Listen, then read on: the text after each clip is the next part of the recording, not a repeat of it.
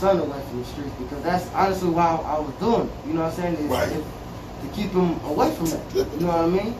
So, yeah, man. That be the mindset, man. And I think that a lot of times people think that, man, when we be in the streets and we be doing what we be doing, we don't have our children's interest at heart, right? It be there, it's just that we be doing the wrong stuff. And when we sit down and think about it and we say, hold up, is what I'm doing really going to put them in the best place, right? And then once we can answer that as a no, now we can change up what we doing. But it's not like you will rarely see a father that just be like, man, you know what? I don't care what happens to my children. They might say it, but they still don't mean that. You know what I'm saying?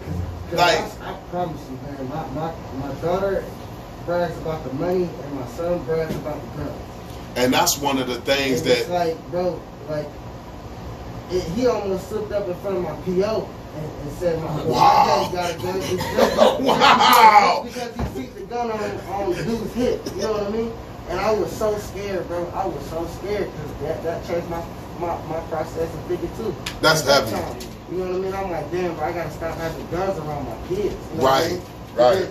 It's not even that I wanted to have them, but it was just stuff in my life that was going on. You know what I'm saying? That was warranted. I had to, you know what I mean? But right. It's, man, it ain't worth it, man. Like, now I think about it, bro, it ain't worth it. Man, I ain't had a gun since 19 years old, brother. I haven't even held a gun since 19. That stuff crazy. But you know what else too? And this is, I'm talking about, this is just, I'm just telling you, man, just where I've been at. I'm 43 years old. I haven't held a gun since I was 19 years old. I haven't seen no crack since I was 19. Now I seen marijuana, but I haven't seen no crack since I was 19. That's crazy to say that. I haven't seen no crack since I was 19. That's crazy. That's a blessing, though. And the reason why is because I just haven't been around it. I mean, I've intentionally not been around it, because I say, man, if I'm around it, then I might start to asking for prices, and then once I start to get the prices, I might start to try to finagle my way back into the game that I was in, right? So I say, man, I don't even want to. When I came home, I'm like, man, I don't want to see no crack. Because I don't need to be back into that movement again. I don't know no prices. I don't know that stuff. I've intentionally removed myself from that stuff, man. Why? Because I don't want to be tempted. See, a lot of times we be thinking that we're going to be able to just overcome the influence, but I'm telling you, that's when we'll fall, man. So the best thing that I can do is just, man, not be around it. I don't want to be around that stuff, because when I get around it, and then like child support, they wiped out my bank account when I was home. When I first came home, they wiped out my bank account. If I would have knew prices and I would have been around crack and stuff like that, I would have been like, okay, you wipe out my bank account, I'm about to get it like this. I'm about to go ahead and get it going, right? Like, but because I didn't have that access, I said, man, I'm going to give me some more overtime at my job. Like, these are things that we can do, man, to be able to get us to where we need to be. This is bigger than just fatherhood. This is how do we be able to get ourselves in a place in life that we want to be. It's bigger than fatherhood. It's about us being men and putting ourselves in places that we want to be. So our children can look at us and be like, man, that's my dad. And that's how I'm going to do life, like my dad does life. He's literally designing his life. My hands is all on my life, man. I said, man, I don't want other people's hands on my life, man. Because when other people's hands be on my life, they shape it in a way that I don't want it to be shaped. No, I don't want to do count time. No, I don't want to sit up here and eat at the chow hall. No, I don't want to eat when you tell me to eat. I don't want your hands on my life. Because people put their hands on your life, man. They going to say, man, yeah, you don't need to see your children right now. Yes, sir. Yes, sir. I want my hands. Your life is meant for your hands. But if you like this, guess what? This is what I tell people all the time. It's going to be some hands on your life. It will be some hands on your life. Period. You got to make the decision whose hands is going to be on your life. When you say I'm putting my hands behind my back, you are saying go ahead. Go ahead and manage my life. Keep your hands all on my life. Because it's going to be some hands on your life. So you rather it be your hands on your life than anybody else's hands on your life. Right? That's heavy. Hey, I'm telling you, like, I'm telling you, you go on vacations. When you need to go on vacations and stuff like that, you just live life in a totally different way, right? You know what I watched yesterday? CB4. And I felt good watching CB4. MC Gusto. I'm up there watching MC Gusto. I'm kicking up in my recliner like this, watching MC Gusto, right? Like, stuff crazy, man. Like, my hands is on my life. It's the simple things that make me go.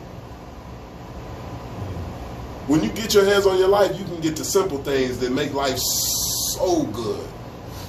That's what it's about, man. That's why I've intentionally not been around crack. Because crack puts me in a position to have somebody else's hands on my life.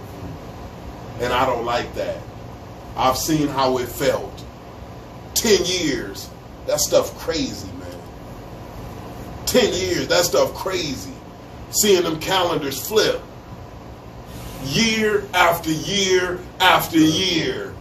Year after year after year. Seeing me turn 19, 20, 21, 22, 23, 24, 25. And I'm like, time out, Judge. I'm ready to come home. Nope. 26, 27. Time out, Judge. I'm good, brother. I got college under my belt. Nope. 28, 29. Seeing those calendars flip.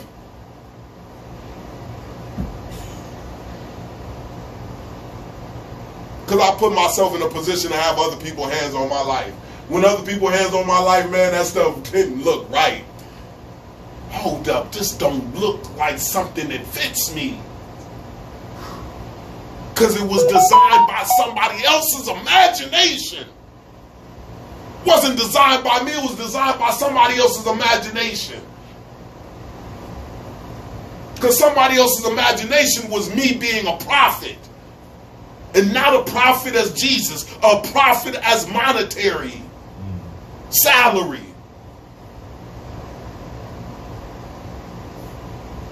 So I can feed their families and feed their children. And my children feed their children.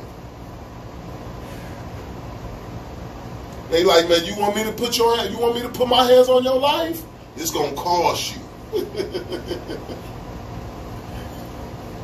It's gonna cost you, brother. Yeah, I'm gonna go ahead and give you a bed to sleep in. I'm gonna give you some heat, some electricity. Yeah, no doubt, no doubt, no doubt. I'm gonna give you that stuff. I'm gonna go ahead and give you some food to go ahead and eat. No doubt, no doubt, no doubt. It's gonna be low quality though. It won't be high quality. It's going to tend to my budget. I bet you it won't be high quality. I tell people, man, the institutions pretty soon they're gonna be where you don't even eat now. They're gonna just start to inject you with the nutrients, with the nutrients. They're gonna be like, you know what? We done figured out a way not to feed them anything. We just gonna go ahead and call them down to the chow hall and inject them with a shot, and it's gonna give them all of the nutrients that they need. People gonna be doing 5 to 10 years, and they're gonna be like, man, I ain't ate nothing in 10 years. I haven't chewed no food in 10 years.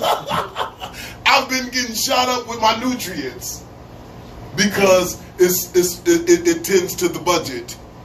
How can we spend less? You know, that's what it's all about, right? Like, how can we spend less and get more?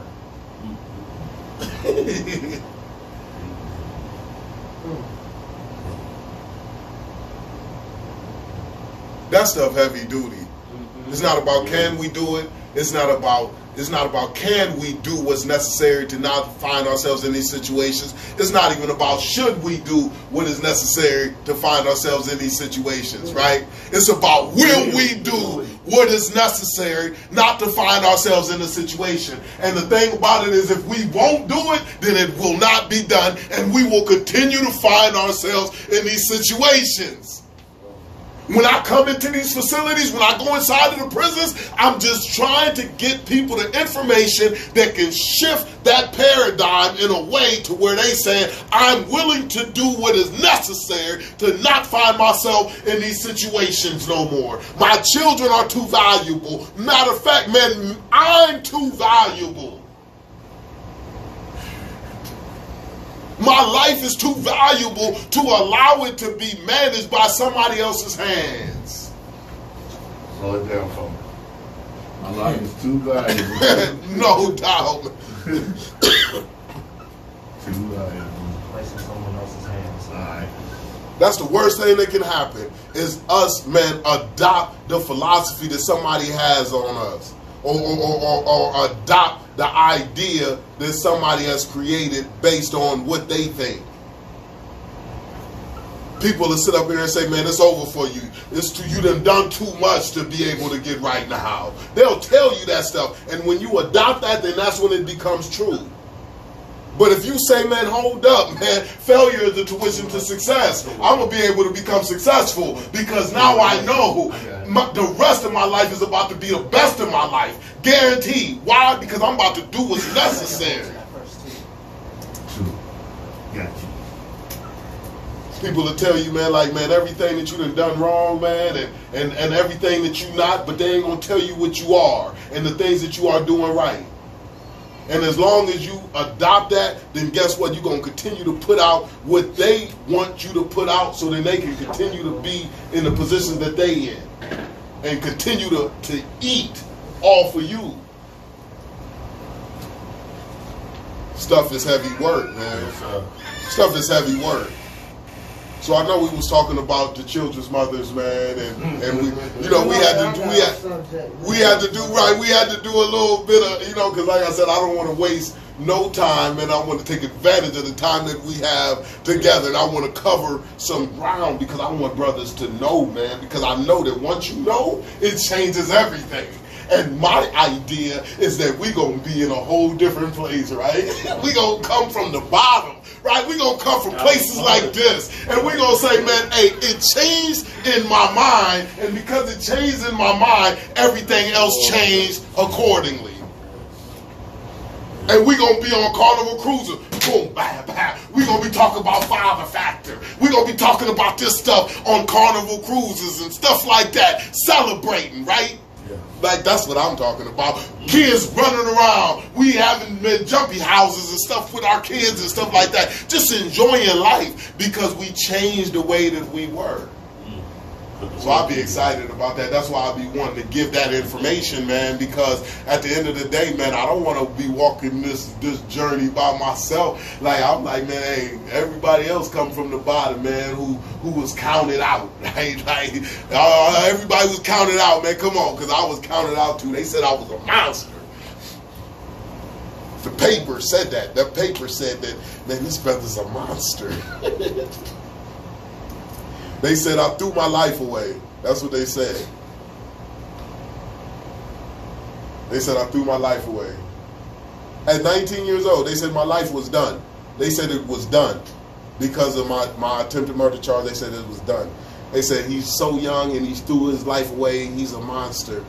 It's over for him. Stick a fork in him. But they didn't have all of the answers. They didn't have all of the information. We're going to get it done, man. Straight up. That's what it's about. So, back to the topic at hand. When we're looking at the positive relationship